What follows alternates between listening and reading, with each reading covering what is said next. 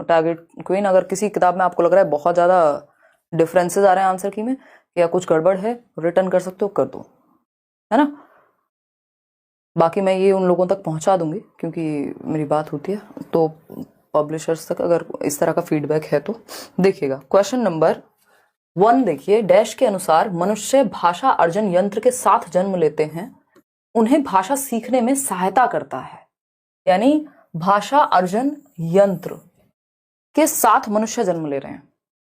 इस भाषा अर्जन यंत्र के साथ जन्म लेना यानी मनुष्य में एक भाषा को अर्जित करने का क्या है, यंत्र है, एक साधन है, एक टूल है, और वो जैसे ही दुनिया में आता है, अपने आसपास भाषा देखता है, वो उसको ग्रैब करता है, अपने आप भाषा सीख जाता है। कोई उसको अलग से किताब पढ़ा करके, टीचर बुला करके, माहौल बना करके नहीं, वो एनवायरमेंट में है, खाते पीते बोलना वो शुरू कर देगा। कौन कहता है ये बात? बिल्कुल सही कह रहे हैं, सिर्फ 71% लोग। इतने इससे आसान क्वेश्चन धरती पे नहीं बना है सीटेट के लिए कि भाषा अर्जन यंत्र किसने दिया है। अगर हमें यह भी नहीं पता, जन्मजात क्षमता होती है मनुष्य में भाषा को अर्जित करने की, ये चॉम्स्की का कथन है, तो दिमाग में बिठा लीजिए, है ना। भाषा अर्जन यंत्र, लैंग्वेज एक्विजिशन डिवाइस जिसको हम कहते हैं, लैंग्वेज एक्विजिशन डिवाइस। अगर हम इतने आसान क्वेश्चंस का भी सही उत्तर नहीं देंगे तो ऐसे कैसे चलेगा दीदी और भैयाओ, बताओ जरा। LAD, चॉम्स्की कहते हैं मनुष्य में जन्मजात आंतरिक क्षमता के साथ मनुष्य जो है जन्म लेता है भाषा को एक्वायर करने के लिए। अर्जन और अधिगम दो अलग चीजें हैं। अधिगम होता है लर्निंग, जब आप एफर्ट करके बुक्स के थ्रू, टीचर्स के थ्रू, स्कूल जाकर के आप सीख रहे हैं लैंग्वेज को, जैसे आप इंग्लिश सीखते हैं, तो वो भाषा अधिगम है, लर्निंग है। लेकिन भाषा अर्जन यानी अगर आपको माहौल मिल गया, आप भाषा को एक्वायर कर लेंगे। एक्विजिशन की आप में क्षमता है, अर्जन की आप में क्षमता है, और जन्मजात क्षमता है। और ये जो आपका भाषा अर्जन यंत्र है, ये सबसे ज्यादा जो प्रभावी होता है वो आपके जीवन के शुरुआती 5 साल तक होगा, यानी अर्ली चाइल्डहुड, पूर्व बाल्यावस्था तक ये बहुत ज्यादा प्रभावी रहेगा। इसलिए आप देखते हैं छोटे बच्चे को, मान लीजिए आप हैं 30 साल के और आपका बच्चा है कितना, 3 साल का या 4 साल का। आप इंडिया में रहते थे, आप अमेरिका शिफ्ट हो गए, अगर आपको बहुत अच्छी, या किसी रिश्तेदार से मिलने चले गए, ठीक है, तो अगर आपको बहुत अच्छी अंग्रेजी नहीं भी आती है, आप 15 दिन वहां रह के आए, आपने देखा आपके बच्चे ने आपसे बेहतर अंग्रेजी बोलना सीख लिया। इतना ही क्यों? क्योंकि उसका जो ये LAD है, भाषा अर्जन यंत्र है, ये बहुत स्ट्रांग है, पूर्व बाल्यावस्था में बहुत तेजी से ग्रैब कर पाएगा। इसलिए क्रिटिकल पीरियड कहते हैं इसको, है ना, संवेदनशील पीरियड कहते हैं भाषा सीखने के लिए। दीपक शर्मा जी, ठीक है, Chomsky is the right answer. आगे बढ़ेंगे, क्वेश्चन नंबर 2 देखिएगा, क्या कहता है क्वेश्चन नंबर 2, निम्नलिखित में से कौन सा वाइगॉस्की के सामाजिक सांस्कृतिक सिद्धांत से संबंधित नहीं है? जवाब दीजिए। कुछ क्वेश्चन इजी ही आने हैं, मुश्किल क्वेश्चन की संख्या कम ही होती है। लेकिन पहले, जैसे हम प्रीवियस ईयर में देखते थे ऑनलाइन से पहले, तो हिंदी पेडागोजी कंपैरेटिवली इजी थी। अभी जो मुश्किल क्वेश्चन है, मान लीजिए 15 में से 3 क्वेश्चन मुश्किल आ रहे हैं, वो मुश्किल क्वेश्चन नॉर्मल से ज्यादा मुश्किल है। आसान तो वैसे ही है, बाकी के 12 क्वेश्चन तो आसान ही है। तो अगर हम बात करें क्वेश्चन नंबर 2 की, तो 77% लोग डी उत्तर दे रहे हैं। बहुत ही अच्छा लगा ये पढ़ करके कि कौन सा वाइगॉस्की के सामाजिक सांस्कृतिक सिद्धांत से संबंधित नहीं है। संबंधित नहीं है, सामाजिक अंतःक्रिया। वाइगॉस्की को देखते ही 3 चीजें याद आनी चाहिए, SCL, society, culture, language. Society मतलब सामाजिक अंतःक्रिया, ये तो उन्होंने कहा है, उनकी थियोरी का नाम ही सामाजिक सांस्कृतिक सिद्धांत है, तो समाज और संस्कृति को महत्व देंगे। सहायता करना यानी स्कैफोल्डिंग, मचान, बिल्कुल सही है। समीपस्थ विकास का क्षेत्र, अब जिसकी CDP अच्छी है, क्या वो इसको आंख बंद करके नहीं सॉल्व कर देगा? बिल्कुल। लेकिन अभी लास्ट क्वेश्चन में इन्होंने पूछा था भाषा अर्जन का यंत्र, ये तो चॉम्स्की ने दिया है ना, बाबा चॉम्स्की दे करके गए हैं, ठीक। ये चॉम्स्की कह रहे हैं कि मनुष्य में एक भाषा अर्जन यंत्र है जिससे वो नेचुरली भाषा को एक्वायर कर लेगा। हमारे ब्रेन के 2 हेमिस्फेयर हैं, एक लेफ्ट हेमिस्फेयर है, एक राइट हेमिस्फेयर है। राइट हेमिस्फेयर हमारा क्रिएटिविटी से जुड़ा होता है। लैंग्वेज कहां होगी? लेफ्ट में पाई जाएगी। यानी LAD अगर कहीं दुनिया में एग्जिस्ट करता होगा तो वो लेफ्ट ब्रेन में एग्जिस्ट करता होगा, क्योंकि ये लॉजिक का ब्रेन है। मैथ, साइंस, लैंग्वेज आप लेफ्ट ब्रेन से सीखते हैं, ठीक है। तो भाषा अर्जन यंत्र क्लियर हो गया, डी ऑप्शन। आगे बढ़ेंगे क्वेश्चन नंबर 3 पर, पढ़िएगा इसको, जवाब दीजिएगा। अब ये क्वेश्चन आपको बेसिकली ये डिस्ट्रैक्ट करते हैं। आज भी मैं क्लास में भी वही हम बात कर रहे थे कि क्वेश्चन से ज्यादा कई बार ऑप्शंस मुश्किल होते हैं, और 3 ऑप्शन जो है वो डिस्ट्रैक्टर कहलाते हैं। ये बात तो बिल्कुल फैक्ट ही है कि जब क्वेश्चन बनाया जा रहा है साइकोलॉजिकली, तो 3 ऑप्शन तो आपको डिस्ट्रैक्ट करने के लिए ही डाले गए हैं ज्यादातर। अगर दोनों ऑप्शन सही नहीं है उस केस में तो वो डिस्ट्रैक्ट करने से बचना है, ऑप्शंस के अकॉर्डिंग आपको आंसर तक पहुंचना है, एक ही है उत्तर तो सही। तो देखते हैं फटाफट से, आप लोग जवाब दीजिए फिर हम आगे बढ़ेंगे। आप लोग कह रहे हैं बी 42% लोग, इसमें घबरा गए हैं आप लोग। अब वीडियो रुक रहा है, हमारा ही नेट खराब चल रहा है। नहीं, वीडियो तो यहाँ से मेरे ख्याल में एकदम फर्स्ट क्लास चल रहा है, सही चल रहा है ना शौर्य वीडियो? हाँ, कोई दिक्कत नहीं हो रही है। देखिएगा आप अपने इंटरनेट को एक बार ध्यान से। चले आगे बढ़े। हाँ, बहुत बढ़िया। कई लोगों को बी लग रहा है, कई लोगों को ए लग रहा है। पानी पी के जवाब दे दीजिए, कोई बात नहीं। मैंने तो अभी आज खाना खा लिया है, थोड़ा सा इस चक्कर में भी समय लग गया। और बताइएगा एक बार। बी 71% लोग। चलिए ठीक है, अच्छा लगा आप लोग मेजॉरिटी में आए। दिए गए कथनों में से उस कथन का चयन कीजिए जो प्रारंभिक साक्षरता को बढ़ावा दे, यानी जो बेसिक लिटरेसी है, कि हमें बेसिक नंबर का ज्ञान हो जाए, थोड़ा भाषा का हम इस्तेमाल करना सीख जाएं, है ना, अपने डे टू डे लाइफ में थोड़ा यूज कर पाए। ठीक है जी। दिसंबर से जनवरी वाला सारा क्वेश्चन पेपर 2 का सारा सेट टेलीग्राम पे डाल दीजिए। साइट पे नहीं मिल रहा है। नाजिया, आज सीटेट की साइट ने परेशान करके रखा हुआ है, मुझे भी आपको दूसरा सेट कराना था, बट इनकी वो जो प्रीवियस ईयर पेपर डाउनलोड वाला ऑप्शन है वो कुछ गड़बड़ा गया है, मतलब साइट डाउन है, तो डाल देंगे, डोंट वरी। देखिएगा, प्रारंभिक साक्षरता यानी बेसिक लिटरेसी को बढ़ावा देने वाली सर्वश्रेष्ठ रणनीतियां कि बच्चा बेसिकली नॉर्मल लाइफ में लैंग्वेज का प्रयोग करना सीख जाए। पहला ऑप्शन है भाषा विकास के आरंभिक वर्षों में अभिभावकों द्वारा की गई बातचीत, यानी जो उसके एनवायरमेंट में आसपास में बातचीत हो रही है उससे वो प्रारंभिक साक्षरता उसके अंदर आएगी, दुनिया की भी जानेगा, दुनिया को भी थोड़ा बहुत थोड़ा भाषा का प्रयोग कर पाएगा। सही बात है, सुंदर बात है, सस्ती बात है, टिकाऊ बात है, कोई दिक्कत नहीं है। ठीक है जी। अब आता है बी ऑप्शन, बच्चों को कहानियां पढ़कर सुनाना। चलो, बच्चे, माँ बाप कई बार कहानियां सुनाते हैं तो सुनने से भी उनको इमेजिनेशन, कल्पना विकसित हो रही है, श्रवण शक्ति विकसित हो रही है, श्रवण कौशल बेहतर हो रहा है, फिर मौखिक कौशल भी बेहतर होगा जब वो सुनेंगे, तो कल्पनाशीलता तो आएगी ही आएगी, और दुनिया के बारे में भी पता लग रहा है। तो यानी वो बेसिकली क्या कर पाएंगे, क्वेश्चंस पूछेंगे जब वो कहानी सुन रहे होंगे, तो बेसिक लिटरेसी उनमें आएगी। अपने मित्र को, इसको भी सही मान लेते हैं, अपने मित्र को पत्र लिखने के लिए कहना। अब प्रारंभिक साक्षरता, पत्र लिखने के लिए कहना, इतना एडवांस अभी बच्चा नहीं हुआ है, हम तो प्रारंभिक की बात कर रहे हैं कि वो बेसिकली यूज कर ले थोड़ा बहुत। बच्चों को पन्ने पर वाक्य की नकल करने के लिए थोड़े एडवांस हो गए फिर। तो ए और बी ही सही है, यानी आप लोग सही उत्तर दे रहे हैं इतनी देर से। ए तथा B is the right answer. बाकी सी और डी सही नहीं है, तो जिसमें भी सी और डी है वो ऑप्शन अपने आप हट जाएंगे। इसमें भी सी डी है, इसमें भी, तो बाकी के तीनों ऑप्शन तो हट ही जाएंगे। क्वेश्चन नंबर 4 देखिएगा एक बार, क्या कहता है क्वेश्चन नंबर 4। नए शब्दों के अर्थ सिखाने की बजाय संदर्भ में नए शब्दों के अर्थ सिखाना या सीखना। इस संदर्भ को बहुत महत्व देते हैं हम, कि भाई नए शब्द मान लीजिए उनको रटवा रहे हैं हम लिखवा करके, उससे अच्छा है कि जब आप एक कहानी पढ़वा रहे हैं तो उसी संदर्भ में उस शब्द का मतलब क्या है उसको आप समझ जाएं। सही बात है। ग्रामर को, व्याकरण को सिखाने की भी हम कॉन्टेक्स्ट में ही बात करते हैं कि बच्चा क्या है, संदर्भ में सीख ले। ठीक बात है। अक्सर बच्चों को भ्रमित करता है, संदर्भ में सिखाना। हमेशा याद रखिएगा, संदर्भ से पॉजिटिव वर्ड लैंग्वेज डेवलपमेंट के लिए, भाषा विकास के लिए, भाषा शिक्षण शास्त्र के लिए एग्जिस्ट नहीं करता है ना। तो संदर्भ बहुत ही पॉजिटिव शब्द है पेडागोजी का, तो भ्रमित कैसे करेगा। संदर्भ से तो क्लैरिटी आती है ना भाई। कोई बात आजकल क्या होता है, वीडियो किसी की 2 घंटे का लेक्चर है, 20 सेकंड की क्लिप निकाल के डाल दो, तो क्या होगा, संदर्भ ही मिस, कॉन्टेक्स्ट ही चला गया उस बात से, तो वो भ्रमित करेगा। जब संदर्भ नहीं होगा तो भ्रमित होगा बच्चा, संदर्भ के साथ भ्रमित नहीं होता। बी ऑप्शन है शब्दों की बेहतर समझ में सहायता करना, कह सकते हैं बिल्कुल। रटकर याद करने को प्रोत्साहित करता है। संदर्भ मतलब रियल लाइफ से जोड़ रहे हैं आप, कहीं ना कहीं किसी कॉन्टेक्स्ट से जोड़ रहे हैं। ठीक है। समय की बर्बादी करता है, जी नहीं। कई बार ऐसा लग सकता है कि यार इतनी लंबी कहानी की क्या जरूरत है, टू द पॉइंट बस खत्म करो ना, वो दिमाग में नहीं टिकेगा फिर। शब्दों की बेहतर समझ में सहायता करता है। बहुत जल्दी में रहते हो पोल को लेकर, तो सही है, ये बात सही है कि शब्दों की बेहतर समझ में सहायता करता है, क्योंकि आप उस शब्द का प्रयोग कहां करना है, कैसे किया जाएगा, क्या मतलब होता है वो समझ जाएंगे। ऐसा नहीं है आपने बस रट्टे लगाए हुए हैं वर्ड्स के और वर्ड मीनिंग ही बता पाते हैं, जब यूज करने की बारी आती है तो ना लिख पाते हैं ना बोल पाते हैं ठीक से उन शब्दों को। वैसे आपको बहुत सारे शब्दों की मीनिंग पता है ना।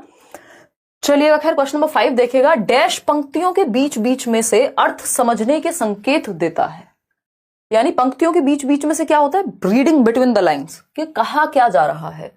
रीडिंग बिटवीन द लाइन्स, किस तरह की रीडिंग से ये चीज को बढ़ावा मिलेगा, बताइएगा एक बार। यानी क्या बात चल रही है उस स्टोरी में, किस तरह के पठन से पता लगेगा। लाइक शेयर करते रहना खुशी खुशी। देखिए, विस्तृत पठन से, सस्वर पठन से, तेज गति से पठन, निर्देशित पठन बताइएगा। सस्वर होता है लाउड रीडिंग, विस्तृत पठन में तो फिर आपको बीच बीच में से नहीं, वहां तो सब आपको सारा ही पता लग जाएगा फिर, ठीक है ना। तो इसका सही उत्तर निर्देशित पठन जैसा तो गाइडेड की तो यहां बात ही नहीं होगी, तेज गति से पठन है, सी ऑप्शन, ठीक है ना।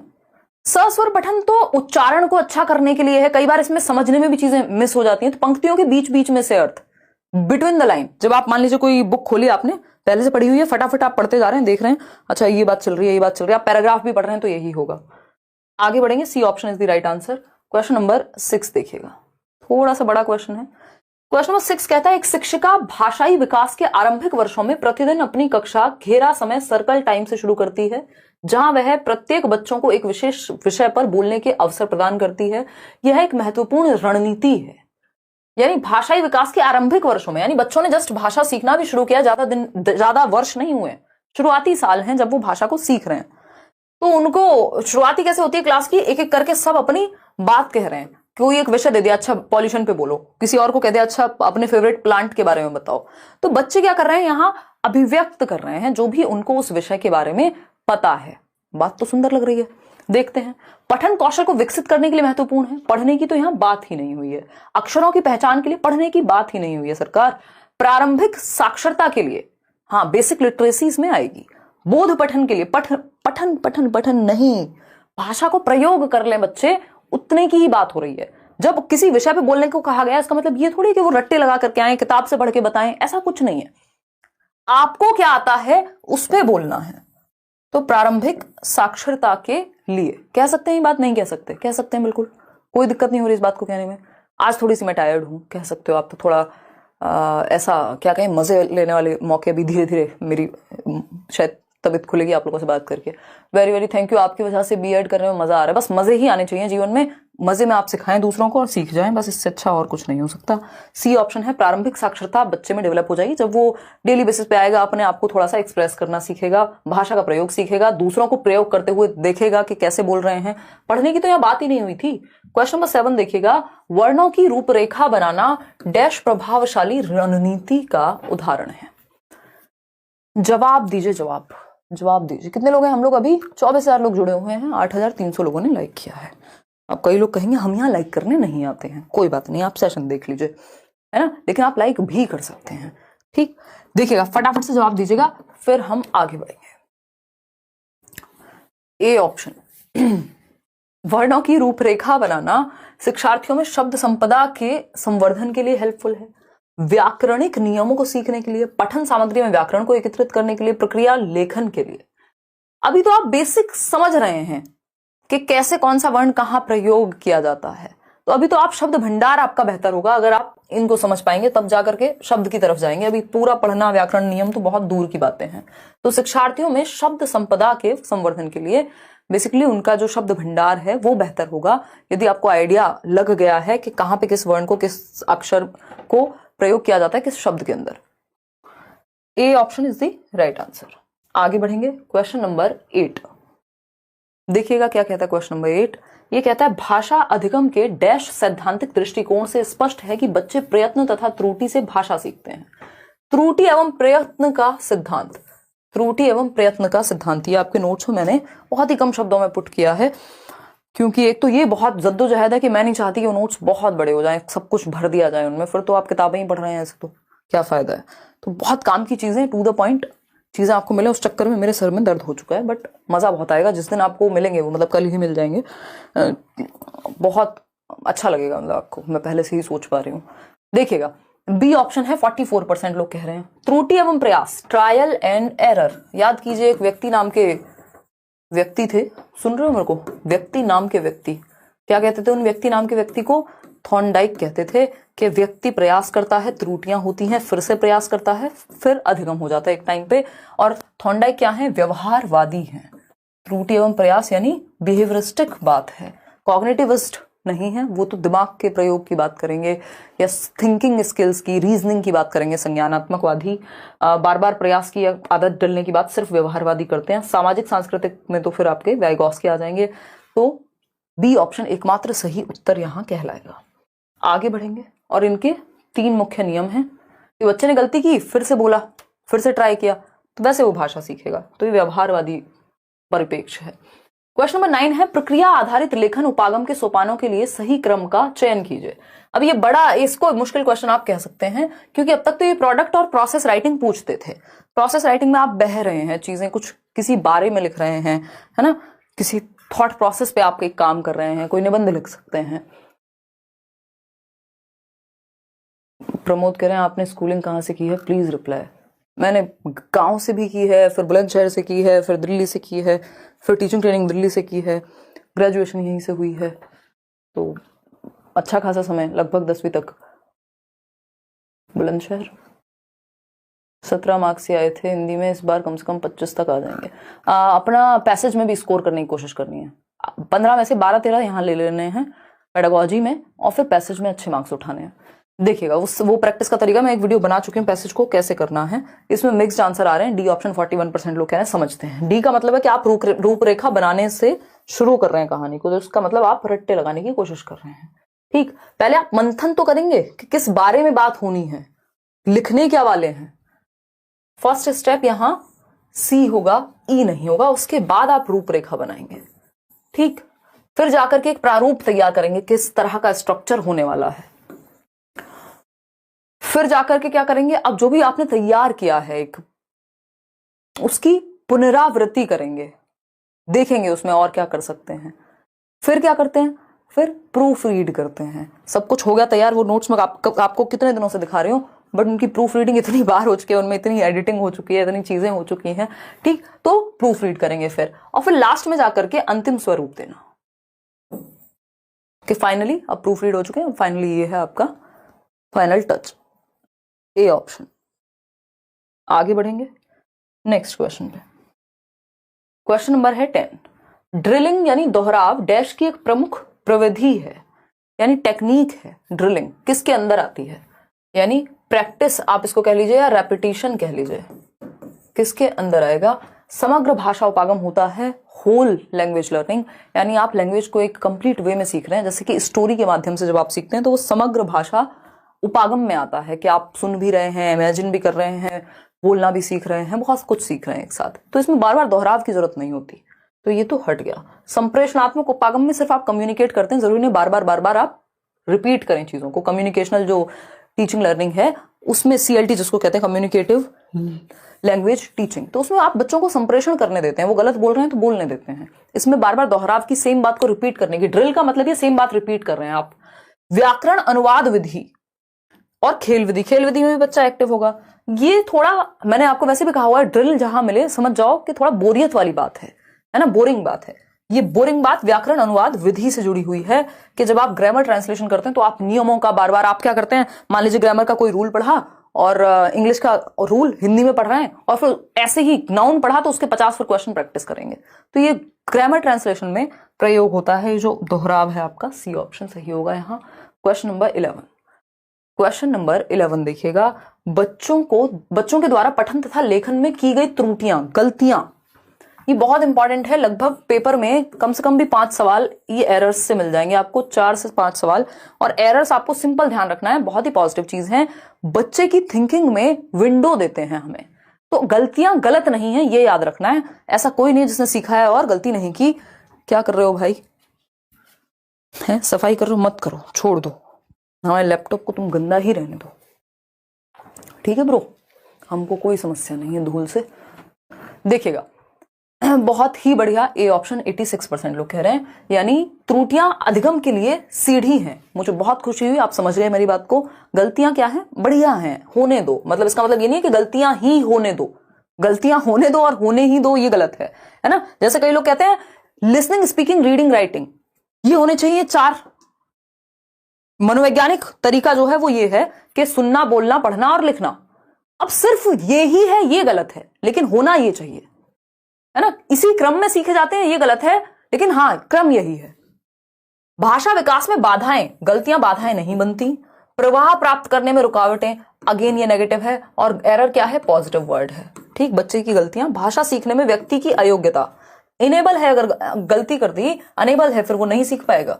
भाषा अधिगम के लिए सीढ़ी है, गलतियां क्या है पता लगेगा, ऊपर कैसे जाना है समझ में आ गया आपको। अब आप 2 स्टेप आगे जाएंगे उसको ठीक करके। तो A option is the right answer. Question number 12 देखिएगा, आसान सा सवाल है। भाषा अधिगम के रचनावादी उपागम में, रचनावादी समझते हैं कंस्ट्रक्टिविस्ट, रचना यानी बच्चा क्या है सक्रिय होगा, एक्टिव होगा, ठीक। कंस्ट्रक्टिविस्ट पियाजे वाइगोस्की क्या है, रचनावादी लोग हैं। इतनी बात क्लियर है, कोई दिक्कत परेशानी नहीं है। पीक टॉपिक के लिए न्यू स्ट्रेटेजी बता दीजिए। बताएंगे यार, पहले मेरे को नोट से फ्री हो जाने दो, अगले 2-3 दिन में बैंड बजी हुई है एकदम, और ऊपर से कुछ इवेंट्स और हैं उनको भी कैंसिल नहीं कर सकते, बड़े इवेंट्स हैं, मत पूछो। देखिए बताइएगा, सी ऑप्शन कह रहे हैं 84% लोग। जिज्ञासा आधारित अधिगम, बिल्कुल सही बात है। बच्चा एक्टिव कहाँ है, प्रभावकारी औजार के रूप में ड्रिल, दोहराव, इसको तो हम नेगेटिव मानते हैं, इससे तो बोरियत होती है। रचनावाद में नहीं आता है ये बार बार प्रैक्टिस करना। आदत का निर्माण यानी एक हैबिट डलवा दो, ये व्यवहारवाद का हिस्सा है, दोनों ही, ड्रिल भी और ये आदत का निर्माण भी। जिज्ञासा, क्योंकि आदत कैसे पड़ेगी, बार बार रिपीट करने पे। जिज्ञासा आधारित अधिगम यानी क्यूरियोसिटी बेस्ड लर्निंग, जहां बच्चा एक्टिव हो, वो रचनावादी उपागम है। बिल्कुल सही बात है, बच्चे की जिज्ञासा को फुलफिल करेंगे। व्याकरणों के नियमों का अभ्यास, अगेन रट्टाफिकेशन हो गया। बच्चा सक्रिय सबसे ज्यादा सी ऑप्शन में, और जहां बच्चा सबसे ज्यादा एक्टिव है वो बेस्ट ऑप्शन है दुनिया का, 1 नंबर दिलाएगा ही दिलाएगा। क्वेश्चन नंबर 13 देखिएगा, national education policy. National education policy को भी अलग से प्रॉपर नोट्स में डाला है, कंप्लीट डिटेल में थोड़ा सा डाला है, देखिएगा। जवाब दीजिएगा, जवाब।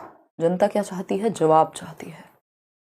ऑल सब्जेक्ट के नोट्स मिलेंगे, बट एसएसटी और साइंस के नहीं मिलेंगे, उसके अलावा मिल जाएंगे। देखिएगा, उसके अलावा Hindi, English, math, CVS, CDP, कोई कह रहा है हम तो पूछेंगे, माही है ये शायद। देखिएगा सही है। क्वेश्चन नंबर 13 देखिए, बुनियादी स्तर पर एनईपी यानी एक बेसिक लेवल पे जो नेशनल एजुकेशन पॉलिसी है, किस चीज पर ध्यान केंद्रित करती है? बच्चे की भलाई पे ही करेगी, और क्या है, बच्चे की भलाई से ऊपर किसी भी पॉलिसी के लिए क्या हो सकता है, ये तो हमारा फंडा है। तो ए ऑप्शन है साक्षरता पर, बी ऑप्शन है साक्षरता तथा अंक ज्ञान पर, प्राकृतिक विज्ञान पर, सामाजिक अध्ययन के शिक्षण पर। ये सब तो बाद में आएगा, पहले बेसिक लिटरेसी तो पता हो बच्चों को, बेसिक लिटरेसी तो आती हो। क्यों इतने गलत आंसर देते हो यार, आंसू आ गए मेरे ये आंसर देख करके। 28,000 लोग जुड़े हुए हैं, 12,000 लोगों ने लाइक किया है, उसमें से 13-14,000 लोगों ने वोट किया है आंसर के लिए, और उसमें से भी 40% लोग डी ऑप्शन कह रहे हैं, और ए ऑप्शन कह रहे हैं 34% लोग। क्या करूं मैं, है क्या करूं मैं? आखिर एक ने भी सही उत्तर नहीं बताया। कितने लोग हैं जो सही उत्तर दे रहे हैं, देखूं एक बार। 9% लोग, सिर्फ 9% लोग। क्या इन्हीं 9% लोगों को सीटेट क्लियर चाहिए? ये तो इतना आसान था। मतलब हम एनईपी के बेसिक क्वेश्चन भी नहीं कर रहे। जो मैंने एक सेशन कराया हुआ है नेशनल एजुकेशन पॉलिसी पे, सिर्फ उसको भी देख लीजिए, आपको समझ में आ जाएगा कि बेसिक अर्थमेटिकल स्किल्स आपको आती हो, और बेसिक न्यूमरेसी स्किल्स जिसको वो बोल रहे हैं, जिसमें भाषा का प्रयोग और बेसिक मैथ्स का कैलकुलेशन वगैरह आपको आता हो। तो साक्षरता तथा अंक ज्ञान पर फोकस करती है, सिर्फ साक्षरता पर नहीं, बेसिक न्यूमरेसी स्किल्स भी तो आए, लिटरेसी के साथ साथ न्यूमरेसी भी आए, ठीक है। तो B option is the right answer, ध्यान रखेंगे इस बात को। क्वेश्चन नंबर 14 देखिएगा, क्या पूछा है, निम्नलिखित में से कौन सा मौखिक संप्रेषण को बढ़ावा नहीं देता? मौखिक संप्रेषण यानी ओरल कम्युनिकेशन। जब आप बात कर रहे हैं, जैसे मैं और आप अभी बात कर रहे हैं, हालांकि आप उधर से लिख के बात कर रहे हैं, बट जैसे मैं और शौर्य यहाँ बैठे हैं, तो हम अगर बात करें जैसे कल हमने लास्ट में किया, तो वो मौखिक संप्रेषण है, यानी हम ओरल लैंग्वेज का यूज कर रहे हैं एक दूसरे से बात करने के लिए। पत्र का प्रयोग नहीं कर रहे हैं कि लीजिए अब आप इसमें लिख के जवाब दीजिएगा। तो संप्रेषण को बढ़ावा क्या नहीं देता? बच्चों द्वारा एक दूसरे से बातचीत करना, इससे तो बढ़ावा मिलेगा, मौखिक रूप से बात कर रहे हैं, सही है ये तो। टेलीफोन पर अपने अनुभव साझा करना, इससे भी मौखिक भाषा, टेलीफोन पे क्या प्रकट हो जाते हैं हम, प्रकट भी हो जाएंगे, अगर वीडियो कॉल भी होगी तब भी मौखिक मुंह से तो बोलेंगे ही ना, तो ये भी पॉजिटिव है। समाचार प्रसारण या बच्चे का साक्षात्कार लेना, यानी आप इंटरव्यू ले रहे हैं बच्चे का, तो इंटरव्यू लेने में बच्चे को बोलना तो पड़ेगा, तो इससे तो ओरल लैंग्वेज उसकी अच्छी होगी।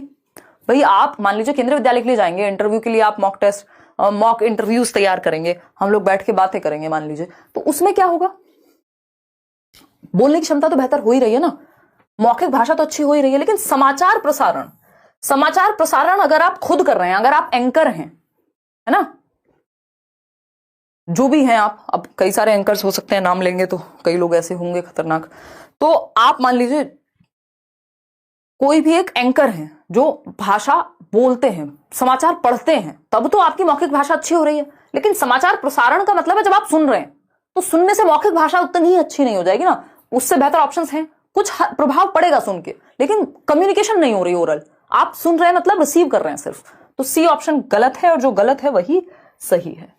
आगे बढ़ेंगे, क्वेश्चन नंबर 15 पर निष्क्रिय शब्दावली है। एक तो होती है आपकी एक्टिव वोकैबुलरी, दूसरी होती है पैसिव वोकैबुलरी। या इसको इस तरह से भी देख सकते हैं कि एक्सप्रेसिव है कि रिसेप्टिव है। ग्रम्यात्मक शब्दावली की बात हो रही है जिसको आप ग्रहण कर रहे हैं और प्रयोग उस समय पे नहीं कर रहे हैं डायरेक्ट, या फिर क्या, बताइएगा एक बार, फटाफट से बताइएगा। शेष नारायण वर्मा, अच्छा जी, पास तो हो जाएंगे अगर सिर्फ पेडागोजी अच्छे से समझ लें। सिर्फ नोट्स भी पढ़ लोगे तो पास तो हो जाओगे आकांक्षा, उसकी टेंशन नहीं लेनी, पास का डर नहीं है आपको। और ये जो मैं कह रही हूँ ना मुश्किल का मतलब भी, कुछ क्वेश्चन मुश्किल हुए ना, 3 क्वेश्चन पहले भी मुश्किल आते थे, लेकिन पहले की मुश्किल से भी ज्यादा लेवल इन्होंने अब बढ़ा दिया। लेकिन वो 3 ही क्वेश्चन है ना, 12 तो नंबर लाओगे कम से कम, और उसमें भी सही करने का प्रयास करोगे। क्या पता है भाई, क्या पता, बताओ एक बार, सही है बात या नहीं? कितने लोग हैं हम? 29,000 लोग हैं। इमेजिन करो 29,000 लोग एक जगह पे बैठे हुए हैं, 30 हो गए हम लोग। चलिए सिर्फ, लेकिन आज इतने गलत जवाब आप लोग दे रहे हो, ऐसा लग रहा है टेंशन में आ गए हो। करेंगे यार Hindi pedagogy, don't worry, tension नहीं लेने का, स्टाइल में रहने का। देखिएगा एक बार, अगर हम बात करते हैं किस चीज की, ए ऑप्शन कह रहे हैं लोग, कितने लोग हैं यार ये? 35 से भी कम है 25% लोग। ABC तीनों में ही कंफ्यूज हैं आप भाई साहब। देखिए, निष्क्रिय शब्दावली यानी पैसिव या रिसेप्टिव ग्रम्यात्मक, जिसको आप एक्टिवली यूज नहीं कर रहे हैं उस समय पे, वे शब्द जिन्हें हम सुनते तथा पढ़ते समय प्रयोग करते हैं, वे शब्द जिन्हें हम बहुधा दूसरों के साथ प्रयोग करते हैं, तो ये निष्क्रिय कैसे हो जाएगी? ये तो सक्रिय हो जाएगी। जिसको आप बहुत ज्यादा दूसरों के साथ प्रयोग कर रहे हैं एक्टिवली, मान लीजिए जैसे सुबह से शाम तक 4 बार यार तो बोल ही देते होंगे आप अपने दोस्तों में, या कुछ नॉर्मल शब्द होंगे जिनका प्रयोग आप बार बार करते हैं, तो ये तो सक्रिय वोकैब है। वे शब्द जिन्हें हम लिखते समय प्रयोग कर रहे हैं, तो इसमें तो हम एक्टिव हैं, ये निष्क्रिय फिर से नहीं हो सकता। वे शब्द जिन्हें हम बोलते समय प्रयोग कर रहे हैं, तो अगेन हम यूज करने में जब ला रहे हैं, तो ये तो सक्रिय शब्दावली हो गई, एक्टिव वोकैबुलरी हो गई। इंग्लिश पेडागोजी में भी यही पूछा जाता है। एकमात्र सही उत्तर यहां हमें ए ही नजर आ रहा है, क्योंकि वे शब्द जिन्हें हम सुनते तथा पढ़ते समय प्रयोग करते हैं। अब ये इन्होंने जो प्रयोग लिखा है ना, यही कंफ्यूज कर रहा है हमें, अदरवाइज तो आंसर यहां साफ था, है ना। इसको समझना, इसके आंसर तक पहुंचने का सिंपल तरीका है कि 3 ऑप्शंस हम एलिमिनेट कर पाए अगर हमें कंफ्यूजन हो रही है तो। हमें इतना पता है कि निष्क्रिय शब्दावली का मतलब है हम प्रयोग नहीं कर रहे होंगे, हम नहीं बोल रहे होंगे, है ना, या डेली यूज में नहीं ला रहे होंगे। तो वे शब्द जिन्हें हम सुनते हैं, सुन रहे हैं मतलब हम तो प्रयोग नहीं कर रहे, और पढ़ते समय प्रयोग करते हैं यानी रिसीव कर रहे हैं। जब आप सुन रहे हैं तब भी आप रिसीव कर रहे हैं, ग्रहण कर रहे हैं, और जब आप पढ़ रहे हैं तब भी आप भाषा को ग्रहण कर रहे हैं। जब आप ग्रहण कर रहे हैं तो आप अभिव्यक्त नहीं कर रहे हैं। बोलने में और लिखने में अभिव्यक्ति होती है। तो हम कहते भी हैं सुनना और पढ़ना क्या है? ग्रम्यात्मक कौशल है, निष्क्रिय कौशल है एक तरह से। और अगर हम बात कर रहे हैं बोलने और लिखने की, अभी मैं बोल रही हूं और लिख रही हूं, तो ये क्या हो गया? ये एक्टिव शब्दावली है या एक्टिव कौशल है, सक्रिय कौशल है, अभिव्यक्तात्मक कौशल है। तो यही खेल है इसमें बस। तो निष्क्रिय शब्दावली कि जब हम बात कर रहे हैं तो बाकी तीनों को देखो, वे शब्द जिन्हें हम बहुधा दूसरों के साथ प्रयोग करते हैं, मतलब हम तो बोल रहे हैं, तो ये तो कभी भी नहीं हो सकता। अगर आप प्रयोग से कंफ्यूज हो रहे हैं तब भी ये तो नहीं होगा ना एटलीस्ट, क्योंकि इसको तो हम प्रयोग कर रहे हैं बहुत ज्यादा दूसरों के साथ, तो ये सक्रिय हो गया। वे शब्द हम जिन्हें लिखते समय प्रयोग कर रहे हैं तो एक्सप्रेस कर रहे हैं, सक्रिय हैं। वे शब्द जिन्हें हम बोल रहे हैं तो भी एक्सप्रेस कर रहे हैं, एक्टिव हैं, सक्रिय हैं। सिर्फ यही बचा जहां हम सुन रहे हैं और पढ़ रहे हैं। सुनने और पढ़ने समय प्रयोग करना मतलब हम नहीं प्रयोग कर रहे हैं, सुनने और पढ़ने में आ रहे हैं वो शब्द। इसको कॉन्टेक्स्ट में समझना है, प्रयोग को लेकर कंफ्यूज नहीं होना है यहां। तो सुनने और पढ़ने का मतलब है निष्क्रिय हैं आप उस समय, ए ऑप्शन।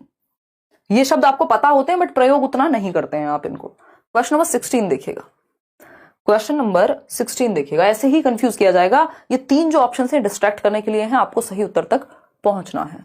ठीक है बात, कोई दर्द परेशानी यहां तक की बात को समझने में हो रही है तो मुझे बताइए, नहीं हो रही है तो बताइए। कोई कह रहा दीदी हंसू ना। हाँ अभिषेक, आज मैं थोड़ी सी सीरियस हूँ, ये मुझे भी नहीं पता कि इतनी एनर्जी क्यों लो है, शायद काम का थोड़ा जोर है। देखिएगा, अगर हम बात करते हैं, या मैंने आज खाना खा लिया तो एनर्जी थोड़ी कम हो गई। देखिएगा क्वेश्चन नंबर 16, अध्यापक को काव्य शिक्षण बहुत सावधानी से करना चाहिए, निम्नलिखित कथनों के आधार पर सही विकल्प चुनिए। यानी जब आप कविता को पढ़ा रहे हैं, काव्य को पढ़ा रहे हैं, रचनाओं को पढ़ा रहे हैं, तो कौन सी बात सही है कि इसको सावधानी से आपको प्रयोग करना है। ये देखो गुंजन अलग अलग तरह के इमोजी भेज रहे हैं, गुंजन पेपर में इमोजी निकल जाएंगे सारे, देख रहे हो कितने खतरनाक क्वेश्चन आ रहे हैं हिंदी के। शिक्षक की सही लय के साथ ऊंचे स्वर में पढ़ना चाहिए शिक्षक को, ठीक है। कठिन शब्दों के लिए एक एक शब्द का अर्थ बताना चाहिए। शिक्षक के स्वर तथा मुख पर भाव स्पष्ट होने चाहिए। शिक्षक को विद्यार्थियों की समझ के लिए प्रश्न पूछने चाहिए। बात हो रही काव्य शिक्षण की, कोई कविता पढ़ा रहे हैं मान लीजिए आप, तो अगर स्वर, लय और ताल से नहीं पढ़ाएंगे, भाव नहीं होंगे आपके चेहरे पे, तो ऐसा लगेगा एक रॉबोट है, हंसी भी नहीं आएगी। अभी तो वही बात होगी ना, गाना गा रहे हैं आप, किसी कविता का पठन कर रहे हैं और एकदम सीरियस होके और ऐसे बातें कर रहे हैं, तो क्या होगा, काम का नहीं है। तो ये तो सही है, ये भी सही है। पूछा क्या है, सावधानी से करना चाहिए, सही विकल्प चुनने हैं। शिक्षक को विद्यार्थी की समझ के लिए प्रश्न पूछने चाहिए। पूछ सकते हो आप कि भाई इस कविता का भावार्थ क्या है, आपको क्या लगता है इसमें कवि क्या कह रहा है, सही है। लेकिन कठिन शब्दों के लिए एक एक शब्द का अर्थ बताना, इसको हम संदर्भ में समझना कहते हैं। अब आप कविता पढ़ रहे हैं तो कविता बीच में रोक रोक के अगर आप हर एक शब्द बताएंगे तो गड़बड़ हो जाएगी। संदर्भ में समझा जाता है, एक एक शब्द कठिन नहीं बताया जाएगा। अलग से बेशक आप लिखवा सकते हो, बट ये गड़बड़ हो जाएगी, तो ये सही तरीका नहीं है। तो गलत क्या है, सिर्फ एक बी ऑप्शन हमें गलत मिला है यहां, ठीक। और इस गलत को अगर हम हटा देते हैं, 3 ऑप्शन का इन्होंने हमें ऑप्शन, अच्छा 2 का दिया हुआ है, स और ब, स और ब, तो बा तो गलत है, सा तो चलो फिर भी सही है। और इन दोनों को कैसे हटाएंगे, ये तो सही कह रहे हैं। तो सिर्फ 2 से तो काम नहीं चलने वाला, ब और स नहीं चलेगा, केवल अ, ब और द। ब नहीं है भाई, अ, स, द। क्या कहते हैं, 61% लोग ए ऑप्शन को सही मान रहे हैं, और जो कि सही है भी, होना भी चाहिए। क्या है ये, सही है, अ, स और द सही है, क्योंकि सिर्फ बी में गड़बड़ है। बाकी तो कविता या जब आप पोयम या पोइट्री पढ़ा रहे हैं तो इनकी जरूरत पड़ेगी कि आप पूरे भावों का प्रयोग करें, एक एक शब्द बताने की जरूरत नहीं होती, कॉन्टेक्स्ट में समझा जाता है। समझ पा रहे हैं। क्वेश्चन नंबर 17 देखिएगा, आसान क्वेश्चन है ये, बस दिखने में बड़ा लग रहा होगा आपको, है ना, क्योंकि 2 ही स्टेटमेंट है प्यारे प्यारे से। बताइए एक बार, इतने में आपके कॉमेंट पढ़ लेती हूँ। 2 सेशन स्टार्ट करा दीजिए, ऑल सब्जेक्ट्स की पेडागोजी करा दीजिए। करा दूंगी रानी, मैं थोड़ी क्लास बड़ी कर दूंगी, 2 को तो अभी के लिए इग्नोर ही करेंगे, क्लास बड़ी कर देंगे 2 की जगह पे। देखती हूँ मैं एक बार प्लान एक करके, पहले ये नोट्स से मुझे फ्री हो जाने दो, क्योंकि बाकी क्लासेस भी होती हैं इसके अलावा भी, यूट्यूब के अलावा भी। तो एक बार नोट्स वाला काम फ्री हो जाएगा तो मैं थोड़ा सा फुर्सत मिल जाएगी।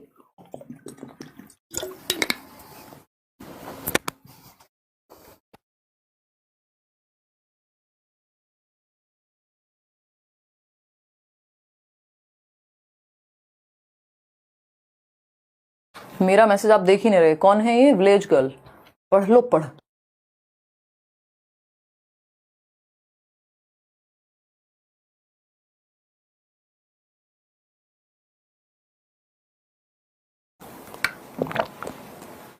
जिस टाइम पे हम शुरू करेंगे ना, तो इस तरह से शुरू करेंगे कि एक क्लास में 1.5 घंटे क्लास कम से कम हो जाए, और उसमें टॉपिक्स वगैरह प्लस क्वेश्चन साथ में हम डिस्कस कर लें, डोंट वरी। बी ऑप्शन है, 68% लोग कह रहे हैं। चलिए समझते हैं। अगर हम बात करें, निम्नलिखित कथनों को पढ़िए और उचित विकल्प चुनिए। कथन ए क्या है, कविता निसंदेह रूप से सशक्त भावनाओं का सहज अतिरेक प्रभाव है। यानी कविता क्या है, सशक्त भावनाओं का, जो भी हमारे अंदर भाव उठ रहे हैं उनको हम निकाल करके कविता में लाते हैं। दिल टूट गया, अब आप शायर बन गए, ठीक है ना। ये क्या है, सशक्त भाव, जो ज्यादा जोर मार रही हैं जो चीजें, वही तो बाहर निकलेंगी ना, ठीक है ना, सही बात है, बहुत बढ़िया वर्मा जी। फिर आता है कथन बी, काव्य से ना तो भाषा ज्ञान का विकास होता है और ना ही भाषा की संरचना का अभ्यास होता है। मतलब फिर काव्य बेकार में पढ़ रहे हैं हम, कि ना तो इससे भाषा का विकास हो रहा है और ना संरचना, ना तो हम भाषा की संरचना सीख रहे हैं, ना स्ट्रक्चर सीख रहे हैं। तो ये तो गलत बात हो गई, फिर काव्य तो बर्बाद हो गया, इस हिसाब से तो बेकार हो गई, पोइट्री तो पढ़नी नहीं चाहिए फिर तो, है ना।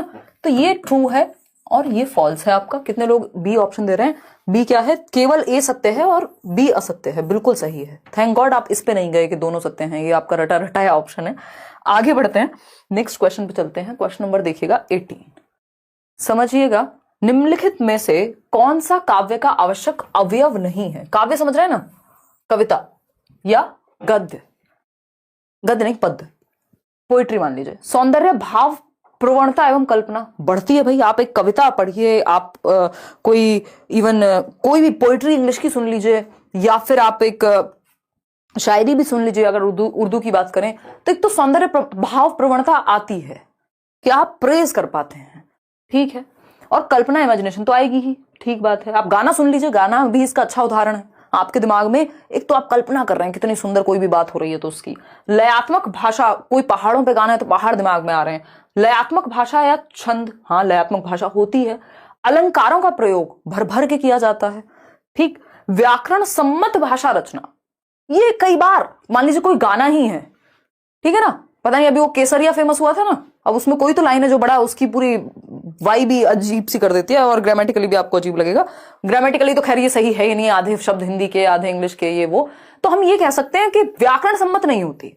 जरूरी नहीं हमेशा हर कविता जो है वो व्याकरणिक रूप से सही हो, ग्रामेटिकली सही हो, बट हाँ उसमें सौंदर्य बोध होगा, लयात्मकता होगी। कई बार तो हम राइम करने के लिए व्याकरण को बैंड बजा देते हैं व्याकरण की, और अलंकारों का प्रयोग होगा क्योंकि उससे उसी सुंदरता बढ़ती है, उस बात में वजन या अच्छी लगती है अलंकारों के प्रयोग से। तो व्याकरण सम्मत भाषा का प्रयोग हो ये जरूरी नहीं है, तो डी ऑप्शन ही है जो अवयव नहीं है में आएगा। क्वेश्चन नंबर 19 देखिएगा, हम 30 क्वेश्चंस करने वाले हैं। निम्नलिखित में से कौन सा कथन असत्य है, यानी ट्रू नहीं है, गलत है, बताइएगा। आजकल ये असत्य है पे बहुत क्वेश्चन पूछ रहे हैं, देखिएगा जवाब दीजिएगा, फिर हम आगे बढ़ेंगे।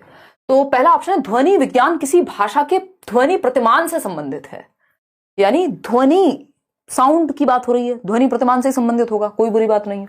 अशुद्ध स्वरों को संयुक्त स्वर कहा जाता है, कह सकते हैं उनको मिश्रित वो जो बनते हैं।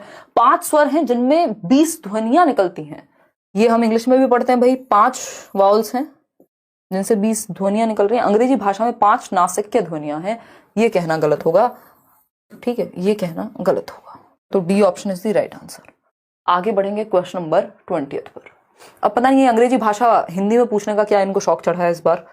अंग्रेजी भाषा शिक्षण के उद्देश्य निर्धारित करते समय अध्यापक अपेक्षा नहीं करते हैं, यानी आप इंग्लिश लैंग्वेज टीचिंग करने जा रहे हैं और आप किन को ऑब्जेक्टिव्स में काउंट नहीं करेंगे, या इंग्लिश पढ़ाने के कौन से उद्देश्य नहीं होंगे। पहला ऑप्शन है विद्यालय, कक्षा, घर और समाज में अपने विचार अंग्रेजी में व्यक्त करें बच्चा, अंग्रेजी में साधारण कथन बनाए, बेसिक एक सिंपल सेंटेंस कर पाए क्रिएट। सी ऑप्शन है पढ़े जा सकने वाले सही विराम चिन्हों और वर्तनी के साथ स्पष्ट अक्षरों में अंग्रेजी भाषा लिखे, यानी जिन शब्दों को पढ़ा जा सके विराम चिन्हों का प्रयोग करे, वर्तनी के साथ स्पष्ट अक्षरों में ठीक ठाक स्पेलिंग हो, अंग्रेजी भाषा में बेसिकली लिखना सीख पाए सिंबल्स का प्रयोग करके, सही है। डी ऑप्शन है किसी बात, निवेदन, शुभकामनाओं का उत्तर देने में अंग्रेजी का प्रयोग कर सके, यानी कि कोई बात अगर कहनी है, कोई निवेदन अगर करना है, शुभकामनाएं, मान लीजिए आप नई नई इंग्लिश सीख रहे हैं तो आप कहें अच्छा गुड आफ्टरनून मम्मी जी, है ना। तो बेसिक जब इंसान देखते हैं आप नई नई अंग्रेजी सीखता है, वो हर जगह पे अंग्रेजी का प्रयोग करने की कोशिश करता है ना। वो भाई को भी हे डूड कह के बोलता है, तो ये क्या है, ये सही बात है, ऐसा होता है। बिल्कुल क्लियर हो जाएगा, बिल्कुल क्लियर हो जाएगा। परिहार निधि सिंह कह रहे हैं आपकी प्लेलिस्ट देखने से सीटेट क्लियर हो जाएगा। 5 मैराथन देख लीजिए, जो प्रैक्टिस हो रही है वो देख लीजिए, और अभी जो आने वाला है वो तो एक्स्ट्रा में ही है, ठीक है जी, बात सही है। हाँ सवर शेख रिलैक्स करेंगे आपके सीटेट के बाद, उससे पहले कोई रिलैक्स नहीं। विद्यालय, कक्षा, घर और समाज में अपने विचार अंग्रेजी में व्यक्त करें, ये आप एक्सपेक्ट नहीं कर सकते बच्चे से। जब आप उसको पढ़ा रहे हैं इंग्लिश लैंग्वेज, तो आप डे 1 पे उससे ये एक्सपेक्ट करें कि वो हर जगह पे इंग्लिश बोले, तो आपने मातृभाषा का अधिकार छीन लिया। ये तो आजकल हर जगह पे आपको पता है कि बच्चा अपनी मातृभाषा का प्रयोग कर सकता है, ये कोई कंपल्शन नहीं है कि आप डे 1 से उससे कहें नहीं आपसे बात अंग्रेजी में होगी सिर्फ। साधारण पहले कथन बनाएगा, नॉर्मल वर्तनी वगैरह सीखेगा, बच्चे की बात है, आपकी बात नहीं है कि आपको अंग्रेजी सीखनी है तो हर जगह प्रयोग करना शुरू कर दो, बच्चे के लिए तो समय है ना उसके पास। तो A option is the right answer. Question number 21 देखिएगा और जवाब दीजिएगा। ये इंग्लिश पेडागोजी क्वेश्चन इन्होंने हिंदी में दिए हैं, बड़े अचंभे की बात है। भारत में अंग्रेजी भाषा की स्थिति विषयक नीचे दिए गए कथनों में से गलत कथन चुनिए। गलत कथन पूछा है, सही नहीं। 1963 में, सन 1963 में संसद के अधिनियम के अनुसार अंग्रेजी भाषा को अनिश्चित काल की अवधि के लिए भारत की ऑफिशियल लैंग्वेज यानी सह राजभाषा, इसको हम कहते हैं AOL, एसोसिएट ऑफिशियल लैंग्वेज यानी सह राजभाषा घोषित किया गया 1963 में। बात तो सही है, अनुच्छेद 3432 की बात है, if I am not wrong तो, ठीक। प्रारंभ में भारतीय, और ये ऑफिशियल एक्ट आया था, ये जो 1963 वाला एक्ट है इस पर क्वेश्चन आ जाता है, इसको ऑफिशियल लैंग्वेज एक्ट कहते हैं, यानी राजभाषा भाषा अधिनियम या राजभाषा अधिनियम 1963 में आया था, जिसमें हिंदी को हम क्या कह रहे हैं, ये राजभाषा है और इंग्लिश एसोसिएट ऑफिशियल लैंग्वेज है, सह राजभाषा है। हिंदी राष्ट्रभाषा नहीं है, याद रखिएगा, ऑन पेपर्स हम बात करें संविधान में, ठीक। अगर हम बात करें बी ऑप्शन की, प्रारंभ में भारतीय संविधान के अनुच्छेद 343 में अंग्रेजी को भारत की कामकाज की भाषा के रूप में उल्लिखित किया गया था शुरुआत के तौर पे, ये सह राजभाषा घोषित होने से पहले। सही है बात। भारतीय संविधान में अंग्रेजी को 15 वर्ष की कालावधि तक कामकाज की भाषा के रूप में सभी कार्यालयीय प्रयोगों के लिए स्वीकृति मिली थी, जो कि चली आ रही है, अनिश्चित काल के लिए बाद में घोषित हो गई थी। राजभाषा संशोधन अधिनियम 1967 के अनुसार अंग्रेजी को भारतीय संविधान की 8वीं अनुसूची में सम्मिलित किया गया है। आप देखेंगे तो ये नहीं मिलेगी आपको, फिर 8वीं जो 8th शेड्यूल है नहीं है, गलत हो जाएगा। आगे बढ़ते हैं, क्वेश्चन नंबर 22 देखिएगा, पढ़िएगा इसको। क्वेश्चन नंबर 22 कहता है निम्नलिखित कथन पढ़िए, क और ख पढ़िए और बताइए कौन सही। अच्छा, ग भी है और घ भी है, 4 कथन है भाई। अंग्रेजी कौशल संबंधित विषय है, अंग्रेजी बोलना और लिखना सीखने के लिए सरलतम तरीका है अंग्रेजी पढ़ना। ये कैसी बात, कह सकते हैं या नहीं कह सकते हैं? मैं भी कह सकते होंगे, ठीक है ना। पेपर 2 के लिए भी आपके 3 सब्जेक्ट तो कॉमन है ना, 3 सब्जेक्ट तो बिल्कुल कॉमन है जिसमें हम कह सकते हैं कि अच्छा, तो हम कथन पढ़ रहे हैं कि अंग्रेजी कौशल संबंधित विषय है, अंग्रेजी बोलना और लिखना सीखने के लिए सरलतम तरीका है कि अंग्रेजी पढ़ी जाए। पता नहीं भाई, हम तो सुनने की बात करते हैं वैसे, बट ठीक है। इस विधि में व्याकरण अधिक नहीं बल्कि बहुत सीमित मात्रा में सीखनी चाहिए, यानी व्याकरण पे जोर नहीं दिया जा रहा, बस पढ़ के समझने पे जोर दे रहे हैं। शिक्षक को मौन पठन कौशल का विकास करना चाहिए, यानी बच्चा साइलेंट रीडिंग कर सके ताकि कॉम्प्रिहेंड कर पाए, समझ पाए। फिर आता है याद करना और अनुसरण करना भाषा सीखने में साधारण क्रियाएं हैं, उपरोक्त विशेषताएं संबंधित हैं डॉक्टर वेस्ट की नवीन विधि से, व्याकरण एवं अनुवाद विधि से, द्विभाषी विधि से, प्रत्यक्ष विधि से। ध्यान से जवाब दीजिएगा। खेल गए हैं ये आपके साथ, मतलब ये इतना आसान क्वेश्चन हुआ करता था जिसको इन्होंने घुमा करके पता नहीं लड्डू बना दिया। पहले ऑप्शन पढ़ के तो मुझे ही लग रहा था पोल में एक ऑप्शन ये भी हो, मुझे नहीं पता कितना अच्छा रहे। हाँ, आज तो जैसा आप लोग जवाब दे रहे हैं कह सकते हैं कि पोल में अगली बार से एक ऑप्शन रखेंगे कि मुझे नहीं पता, मैं नहीं खेल रही, अपने आप देख लो, अपने आप बता दो सही उत्तर, है ना। अगली बार से फिर मैं प्रैक्टिस कर लूंगी, मेरे सर में दर्द मत करो, या खेल रहा भी हो सकता है यहाँ पे। चलिए आप इसका जवाब दीजिए, क्वेश्चन समझेंगे, बड़ा क्वेश्चन है, अभी 8 क्वेश्चन और हैं।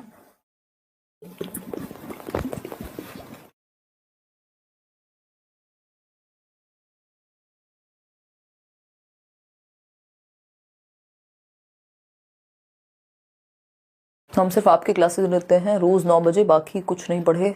हम क्लियर हो जाएगा, हो तो जाएगा ना। प्रीवियस ईयर कर लीजिए सरकार, इतना तो कष्ट कर लीजिए। हैं, कुछ लोग तो ऐसे भी खतरनाक आते हैं आजकल, वो कहते हैं क्लास तो देख नहीं जाती, कोई और तरीका बताओ। अब फिर हम उनको नोट्स भी दे देंगे ना, तब भी वो नोट्स भी नहीं पढ़ेंगे, फिर वो कहेंगे ये भी नहीं पढ़े जाते। फिर हम कहेंगे जी 2 बूंद जिंदगी की डाल दे मुंह में, शायद हो सकता है उससे फिर ठीक हो जाए अपने आप, सीटेट की दवा मिल जाए पोलियो की तरह, है ना। तो एफर्ट तो करना पड़ेगा। देख रहे हो तो एटलीस्ट प्रीवियस ईयर प्रैक्टिस करो, इन्हीं क्वेश्चंस की पीडीएफ मिलती है, उन्हीं को प्रैक्टिस कर लो बार बार। तो खतरनाक लोग हैं, देखिएगा। बस आप साथ में आ जाओ और थोड़ा सा तो बस प्रीवियस ईयर प्रैक्टिस करते रहो। अगर समझ में आ रहा है, दिमाग में जा रही है चीजें, याद रख पा रहे हो तो पता लग जाएगा ना, प्रैक्टिस करोगे तो। मैं दे दूंगी कुछ क्वेश्चन, देखिएगा एक बार। अगर हम बात करें, निम्नलिखित कथन पढ़िए, अंग्रेजी कौशल संबंधित विषय है और उनके पास इतनी समय की कमी है कि अगर टीचर ने 1 घंटे में 5 से 7 मिनट, वो भी मैक्सिमम है, एक्स्ट्रा बातें कर ली होंगी जो कि जरूरी है आपके इंटरेस्ट को बनाए रखने के लिए, उसमें उनको लगता है दुनिया का सारा टाइम वेस्ट हो गया। 3 घंटे की मूवी देख लेंगे, अब तक कहां थे, 1 साल से पेपर अनाउंस होने वाला था, किसी को नहीं पता, है ना। बिल्कुल सही कह रहे हैं, अलका कह रहे हैं तो हम लोग क्या यहाँ जागरण कर रहे हैं जब क्लास नहीं देख सकते हैं। सही बात है। देखिए एक बार, अगर हम बात करें तो अंग्रेजी कौशल संबंधित विषय है, अंग्रेजी बोलना और लिखना सीखने के लिए सरलतम तरीका है अंग्रेजी पढ़ना, यानी रीडिंग से लैंग्वेज सिखा रहे हैं हम, तो ये कोई रीडिंग मेथड होगा। अगर आपने डॉक्टर वेस्ट का न्यू मेथड पढ़ा है तो आप थोड़ा सा पढ़ के समझ जाएंगे। इस विधि में व्याकरण अधिक नहीं बल्कि बहुत सीमित मात्रा में सीखनी चाहिए, व्याकरण पे फोकस नहीं रहता, कॉम्प्रिहेंड करके सीखने की बात होती है। फिर आता है सी ऑप्शन, शिक्षक को मौन पठन कौशल का विकास करना चाहिए, यानी बच्चा पढ़ के समझ पाए भाषा को, यानी रीडिंग के थ्रू आप लैंग्वेज को समझ पा रहे हैं, ये बात हो रही है।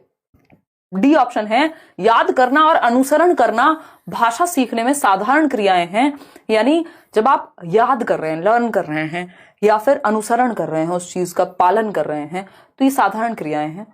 ठीक है, किसकी बात है ये? डॉक्टर वेस्ट की नवीन विधि है, डॉक्टर वेस्ट का न्यू रीडिंग मेथड है, क्योंकि रीडिंग से सिखाई जा रही है पूरी लैंग्वेज, चारों ऑप्शंस में रीडिंग की बात हो रही है।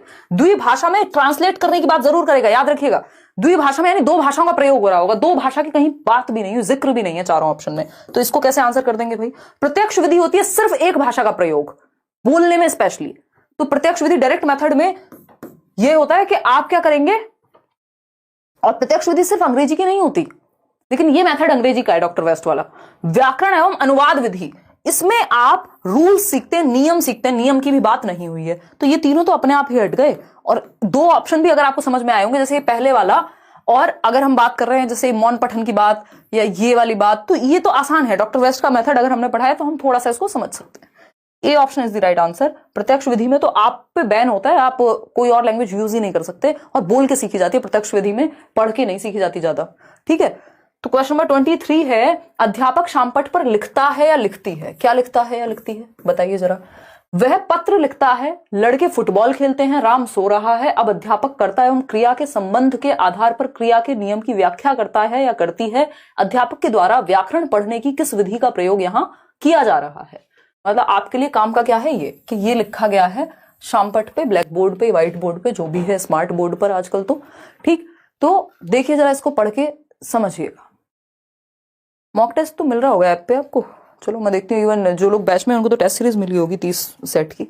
देखिएगा, अगर हम बात करते हैं किसकी, कि वह पत्र लिखता है, एक सेंटेंस ये लिखा है शामपट पे, लड़के फुटबॉल खेलते हैं, राम सो रहा है। क्रिया कहां हो रही है? पत्र लिखता है, फुटबॉल खेलता है, सो रहा है।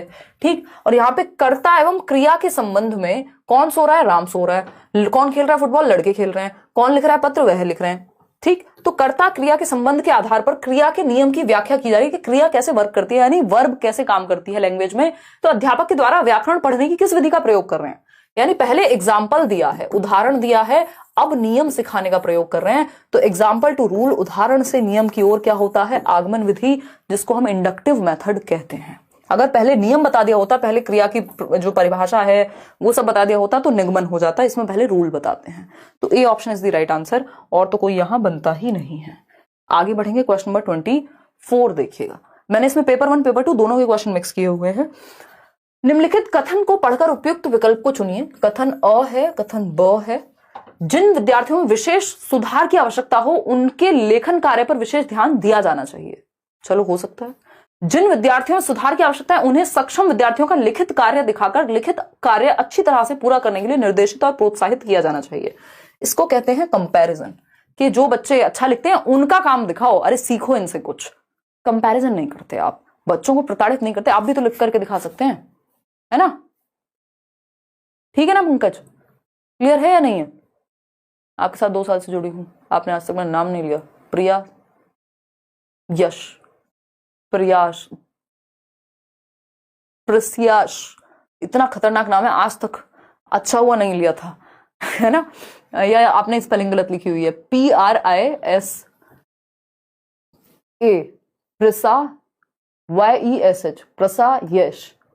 ये 2 नाम तो मिक्स एंड मैच करके नहीं। मैडम जी, आपने अपने प्रेम के चक्कर में हमारी बैंड तो नहीं बजा दी है? जो भी आपका नाम है, लेकिन मैं याद रखूंगी ये। देखिएगा, एक बार जवाब दीजिएगा। इतने खतरनाक लोग हैं भाई, हैं? मेरे 30 सेकंड लगवा दिया आपने।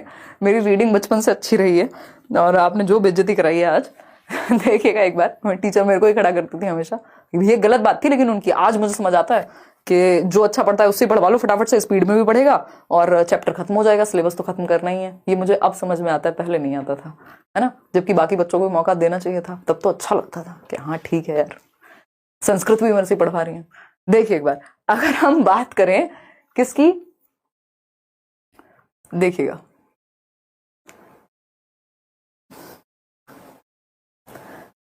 तीन 3000 स्टूडेंट्स हो गए। कोई बात नहीं यार, रात का समय है, वैसे चक्कर आ गए होंगे आज के क्वेश्चन देख के। जिन विद्यार्थियों में विशेष सुधार की आवश्यकता होती है उन्हें लेखन कार्य पर विशेष ध्यान देना चाहिए। चलो ठीक है, सारे ही कौशल पे ध्यान दिया जाएगा। जिन विद्यार्थियों में सुधार की आवश्यकता, ये गलत है। पहले वाला सही है, सत्य है, परंतु बी असत्य है। तो ए ऑप्शन सही है, बी गलत है। 80% लोग सही उत्तर दे रहे हैं। आगे बढ़ते हैं, नेक्स्ट क्वेश्चन। भाई दिल पे मत ले जाना प्रिया, हम बस वो लगा रहे हैं यहाँ पे अनुमान कैसा हुआ होगा। क्वेश्चन नंबर 25, कक्षा हंसी ठहाकों के बिना एक नीरस स्थान है, हल्के फुल्के ठहाके अध्यापन में बहुत मददगार हैं। बताइए, यही यही हम करते हैं क्लास में, देखिएगा। बताइएगा, फिर हम आगे बढ़ेंगे। और हैं कुछ 5 सवाल, फिर आप और शौर्य सो जाइएगा, मुझे कल के लिए भी काम करना है। शादी कब करिएगा मैम? आप लेट हो रहा है। रोशन, कौन सी डेट निकली जा रही है? एक्सपायरी डेट होती है क्या इंसान की? खत्म, टाटा बाय बाय फिनिश है। लेट तो हो रहा है, फिर बाकी क्या करें? लेट हो रहा है, देखो तो सही, ट्रेन नहीं है ना।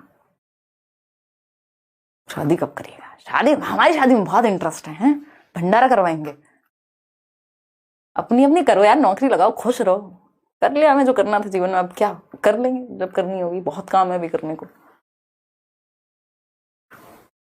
देखिए, शादी मत करिए मैम, शिवानी कह रही है। मेरी शादी के अलावा कोई और टॉपिक है इस कमेंट सेक्शन में? मैं अभी देखा, देखिए एक बार। हाँ, हम इसी की बात कर रहे थे अभी। क्वेश्चन समझते हैं।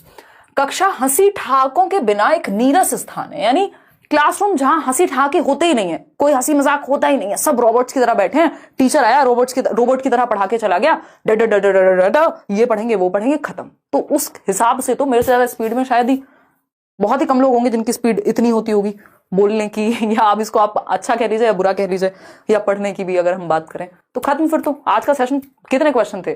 30 क्वेश्चन थे, 20 मिनट में 15 मिनट में भी खत्म कर सकते थे हम, कोई पॉइंट नहीं रहा। लेकिन पहले तो एक्सप्लेनेशन चाहिए, दूसरा बीच बीच में हंसी ठहाके भी चाहिए। हल्के फुल्के ठहाके अध्यापन में बहुत मददगार हैं। उससे क्या होगा, वो प्रेशर रिलीज होगा, बच्चे का इंटरेस्ट जागेगा। क्योंकि आपने अगर इंटरेस्ट क्रिएट कर दिया, सीख तो वो जाएगा और आप सिखा भी देंगे। तो हंसी ठहाके क्या है, जरूरी है क्लासरूम में। ये उदाहरण हमारी क्लास का है, ठीक। उपयुक्त कथन निम्नांकित में से क्या इंगित करता है? यानी बच्चे तो एक्टिव है ना, सक्रिय हैं, बच्चों का सक्रिय होना जरूरी है, अदरवाइज आप उनको रटवा दो। कुछ बच्चे तो सीख जाएंगे, कुछ तो इतने खतरनाक होंगे, मैं आऊं और एकदम पूरे टाइम सिर्फ पढ़ा करके एक सिंगल कॉन्टेक्स्ट में भी, उदाहरण में भी ना हंसूं, तो वो फिर भी पढ़ लेंगे, हाँ बहुत बढ़िया बात है। लेकिन ज्यादातर लोग नीरस महसूस करेंगे, सक्रिय नहीं रह पाएंगे। और ज्यादातर लोग, या मेजोरिटी कैसे सीखती है, क्लास वो अच्छी है जहां सबका इंटरेस्ट बन पाए। सिर्फ 20 लोगों के लिए तो नहीं है जो टॉपर हैं, सिर्फ उनके लिए तो क्लास नहीं होती, ठीक है ना। 20 तो खैर, मतलब 20 में इसलिए बोल रही हूँ क्योंकि 30,000 लोग हैं। शादी के बिना भी सीटेट निकल जाएगा। हाँ हाँ, बिल्कुल सही बात है, एकदम सही बात है, सही समझे आप। बताइएगा। खैर,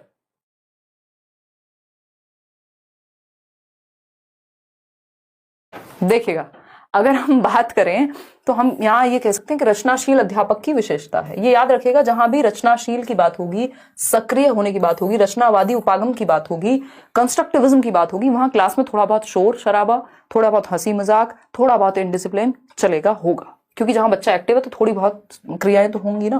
पढ़ने की विधि है, वातावरण, बच्चे के स्वभाव का ज्ञान, ये सब नहीं। रचनाशील अध्यापक की विशेषता है कि जो ये माने कि हंसी ठहाकों के बिना नीरस है कक्षा जो है, तो थोड़े बहुत हंसी ठहाके नॉर्मल है। अब ऐसा नहीं है हंसी ठहाकों में क्लास नहीं होनी चाहिए। तो पता चल रहा है क्वेश्चन हुए हैं 2, या सीखे नहीं कुछ भी, और 1 घंटा निकल गया, टीचर बने पड़े हैं स्टैंड अप कॉमेडियन, वो भी नहीं होना चाहिए। शिक्षण में स्वर संबंधी विधि के बारे में निम्नलिखित में से क्या सही नहीं है? बताइएगा एक बार। स्वर संबंधी विधि, जहां पे हम फोकस किस पे कर रहे हैं, लाउड रीडिंग पे या स्वरों का प्रयोग करने पे। लेंगे यार मैराथन क्लास, डोंट वरी। बताइए, फटाफट से जवाब दीजिए, उम्र हो गई है अब। देखिए, अगर हम बात कर रहे हैं, सी ऑप्शन कह रहे हैं 59% लोग। चलिए देखते हैं। ये विषय की बेहतर समझ में सहायक है, ये उच्चारण एवं वर्तनी सीखने में सहायक है, ये अधिकांशतः अंग्रेजी माध्यम विद्यालयों में प्रचलित है, ये पठन कौशल अर्जित करने के लिए आत्मविश्वास पैदा करती है। बताइए, स्वर संबंधी कक्षा के बारे में गलत बात पूछिए, सही बात नहीं पूछिए। जवाब देंगे। सी कह रहे हैं 81% लोग। बेहतर, ये विषय की बेहतर समझ में सहायक है। उच्चारण और वर्तनी तो 100% सही होगा, जब आप लाउड रीडिंग या सस्वर पठन कर रहे हैं या वाचन कर रहे हैं, जो भी कर रहे हैं, जहां स्वर पे फोकस है। ये अधिकांशतः अंग्रेजी माध्यम विद्यालयों में प्रचलित है, ये पठन कौशल अर्जित करने के लिए आत्मविश्वास पैदा करती है। ये बात एकदम सही है, गलत नहीं है। गलत एक बात है कि बेहतर समझ में सहायक है। कई बार क्या होता है, आप प्रोनाउंसिएशन उतने अच्छे पे फोकस कर रहे हैं कि समझ हो भी रही है या नहीं पता नहीं है, इसीलिए हम लाउड रीडिंग को कहते हैं कि ये समझ बहुत अच्छी हो रही है, ये नहीं पता हमें, ठीक है। और ये सही है बात, ये ही गलत है एकमात्र यहाँ। ये फैक्चुअल क्वेश्चन था, इसमें मैं और आप कुछ कर नहीं सकते हैं। क्वेश्चन नंबर 27 देखिएगा, ये क्या कहता है। क्वेश्चन नंबर 27 है, एक अध्यापिका अपनी कक्षा को 4-4 के समूह में विभाजित करती है, यानी 4-4 बच्चों का ग्रुप बनाती है और उनकी पाठ्य पुस्तक से पढ़े गए एक पाठ पर आधारित मुद्दे पर वाद विवाद का आयोजन करती है।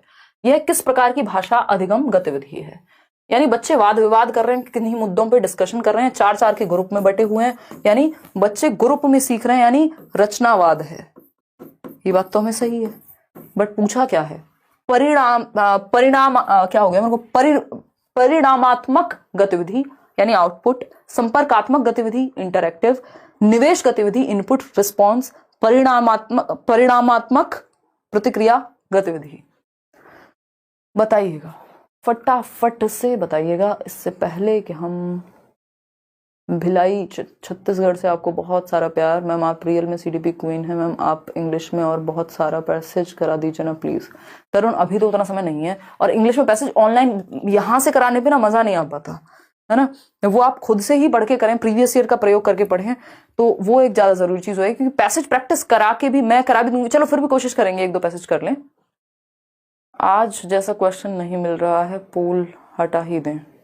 सही कह रहे हो संजीर, चलो कोई बात नहीं, 3 क्वेश्चन और हैं, अब तो पोल लगवा ही लो।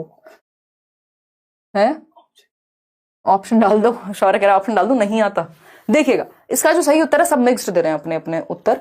एक अध्यापिका अपनी कक्षा को 4-4 के समूह में विभाजित करती है और उनकी पाठ्य पुस्तक से पढ़े गए एक पाठ पर आधारित मुद्दे पर वाद विवाद को कहती है। ठीक है, किस प्रकार की भाषा अधिगम की गतिविधि है?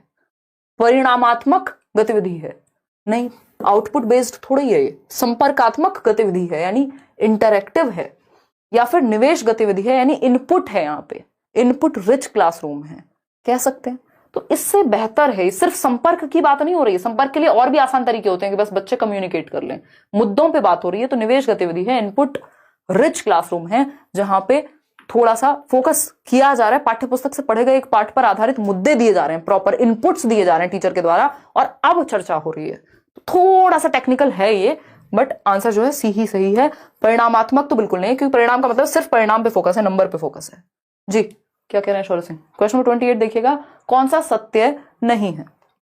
ये टफेस्ट सेट है, और ये जो लास्ट वाले क्वेश्चन चल रहे हैं ये पेपर 2 के चल रहे हैं, तो लेकिन सिलेबस सेम है, मुश्किल क्वेश्चन आना होगा तो पेपर 1 में भी आ जाएगा।